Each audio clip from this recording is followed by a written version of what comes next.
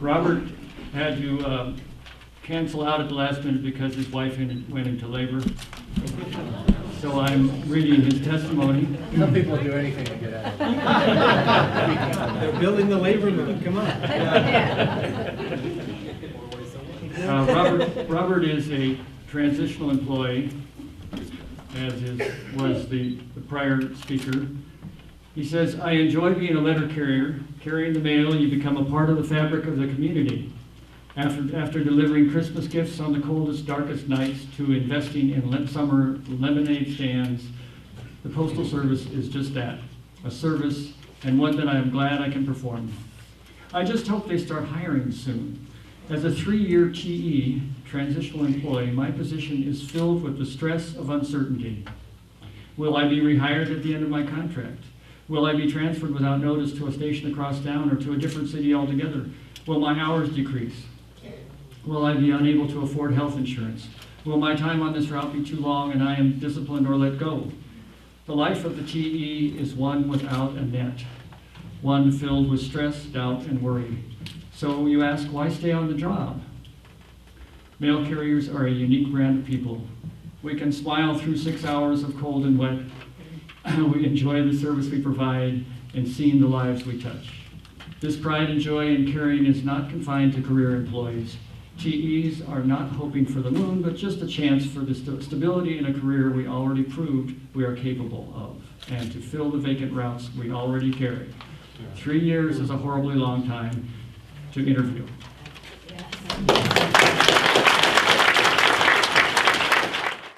Good evening, everybody. My name is Anil Nath, and I have been employed with the Postal Service as a transitional employee for about 3.5 years. Transition employment is all about lots of hope with no benefits and no future. Born and raised in Fiji Islands, being an Indian descent, as you know, that people from India were indentured servants in organized slavery who worked very hard with no benefit, no future, no hope. Very much like transition employees in Postal Service. During 3.5 years of my service,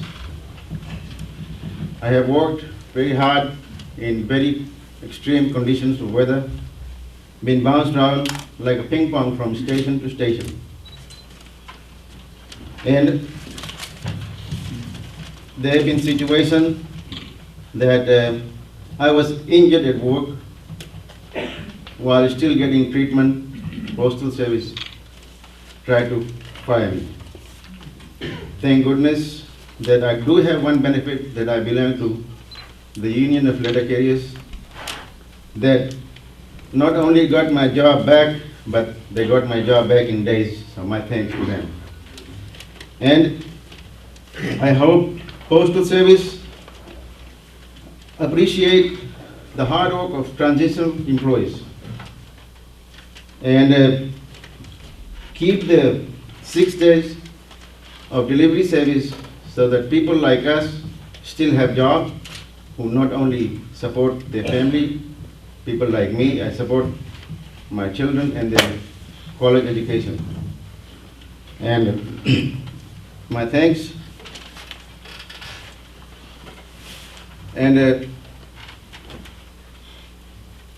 keep the employment and keep the service for 6 days, so all the employees and the Postal Service benefits from it, and out of all the customers who deserve our very good service. Thank you. I am the wife of one of your hardworking T carriers at your Rose City station.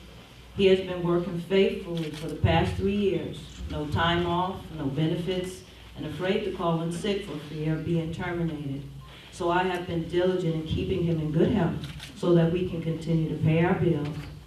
I'm truly grateful that he has a job that pays him well, but I am sad to know that it is only appreciated by a few. I'm sad because numbers are more important than the fact that he strives to give good customer service to people who should matter to all of us. I am one of the many that still appreciate real customer service. I still write letters, I still pay bills by mail, I still purchase postage stamps.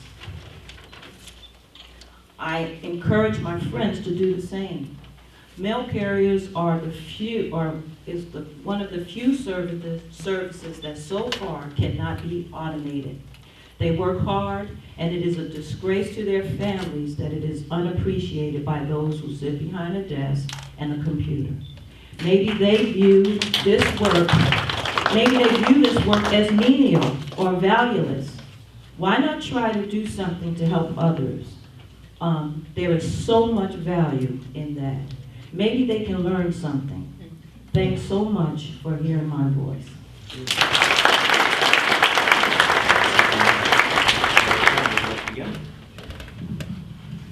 I appreciate everything that's been said here today. It's been very informative for me. I've heard complaints, and it seems like there's a lot of reasons for complaining about what's going on, but I heard something else. I heard a positive sense of the future and people wanting the opportunity to build something new, and I really appreciate that as well.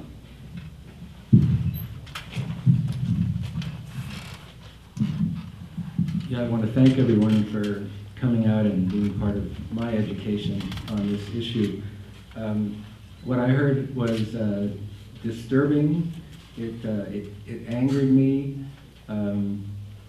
It made me want to tell other people because I didn't know this, and I feel like I'm a pretty informed person. It also made me feel as a teacher that we're all kind of part of the same thing. In high schools next year in Portland, I've been told that class sizes will average 1 teacher for 40 students per class, and that's an average. And so I think that we experience what's going on in our society individually, but it's actually a collective phenomenon. But like John, you know, I was really inspired by the sense of hope and the vision of an alternative that has come out of what people have described here. And I just found it really inspiring, and would like that to I'd like to have more people be able to hear what we heard tonight. So thank you all again, and I really appreciate it.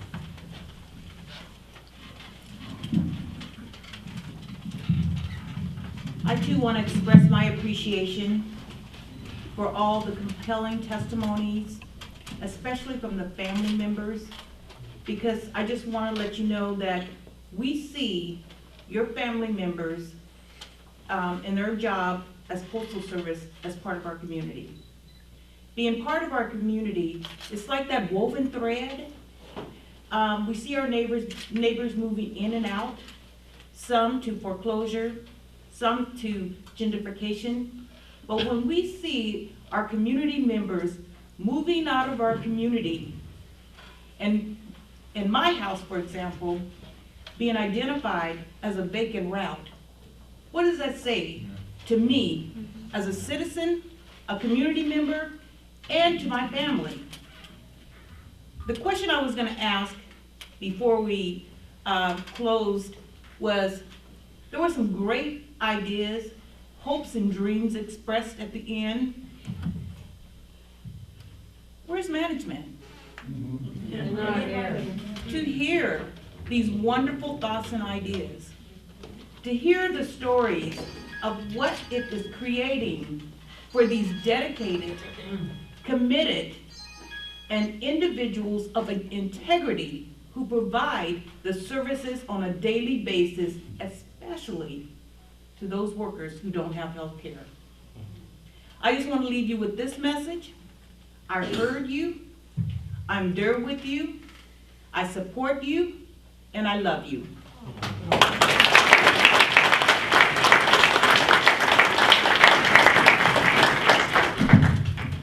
think what I learned from this whole process was how troubling some of the management practices were that I had no idea were going on, and how you can, with a straight face, call somebody transitional when they've been transitioning for 3 years. It seems pretty absurd.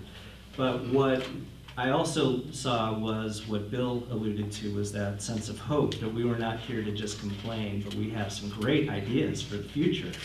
And the other thing that I confirmed is what an important piece of connection letter carriers are for our community.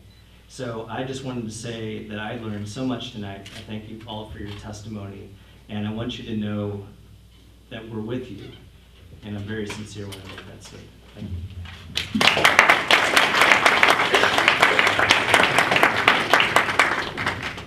I too would like to thank you all for coming. I appreciated your stories, and I'd like to think our community is with you. As a business person, I find it pretty appalling the way the post office, the Postal Service operates. You know, this is just an incredible waste of human potential. We've got a loyal workforce. We've got a workforce that's committed, that wants to make, you know, their business better. You know, it's a dream for an employer. I can't believe that they're missing this opportunity. And on a personal note, I grew up in a small town downriver in Columbia County, and we had 2 people working in our post office there. It was the center of our community, and it was a community that, and the postmaster, you know, one of those two people in the office there, he did everything in town, it seemed like, and he ran the fire department, sort of, you know, he ran the truck, the rescue truck. We didn't have ambulances. And as a young 16-year-old who lost control of his car in a patch of ice one night, it was him who pulled a truck, or a van off of me and got me breathing, you know, and saved my life. I think that there's probably, you know, 1 million stories in small communities all over this country of letter carriers, postal workers who've done the same thing. You all are an integral part of this community, as they are all over the country. And I'd like to think that we can treat postal workers a lot better than letter carriers. Thank you for your testimony.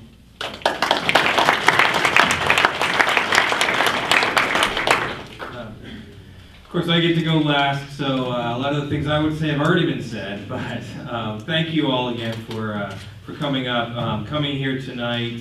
For those of you who testified, I know it's not easy often to come up in front of a large group of people and tell your story.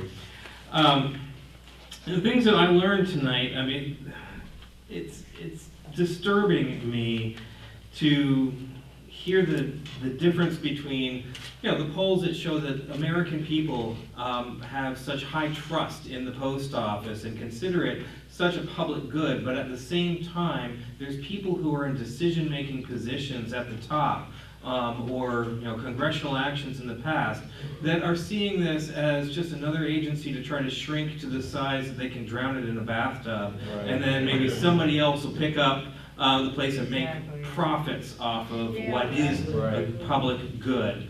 Right. So that's something that we will definitely be putting into our report, is you know, addressing these issues, making the post office once again maybe a paragon, a good example of what a good employer really should be, as it was in the past. So thank you very much for your time tonight.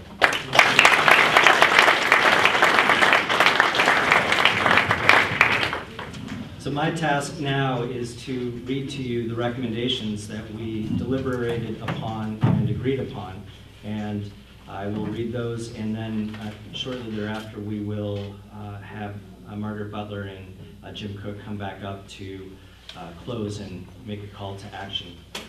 Recommendations. Number 1, the Workers' Rights Board panel will request a meeting with US Postal Service management from the local, regional, and national level in order to communicate the following. 1, the details of the testimony that we heard and the conclusions we have drawn from that testimony, and our recommendations that will include that US Postal Service management restore customer service and improve working conditions by fully staffing Portland area postal facilities.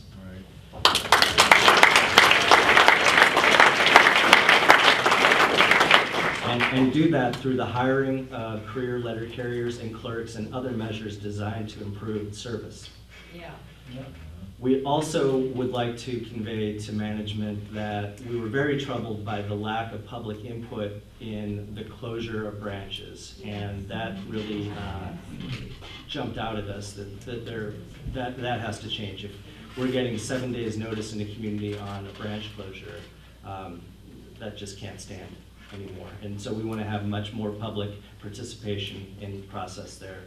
And also that we would recommend that management look to the workers for maximizing the true business potential of the Postal Service. Going on.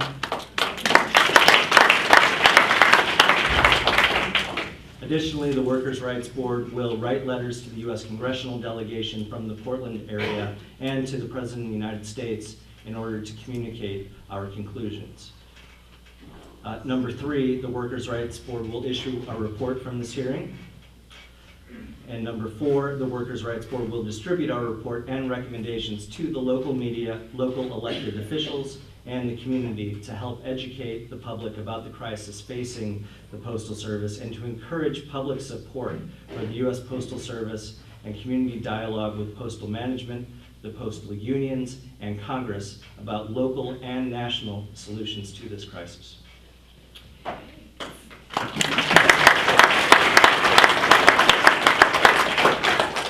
5, the Workers' Rights Board encourages local community organizations, neighborhood association, and government bodies to pass resolutions supporting these and other recommendations to restore customer service and working conditions and to improve the U.S. Postal Service. And those are our final recommendations.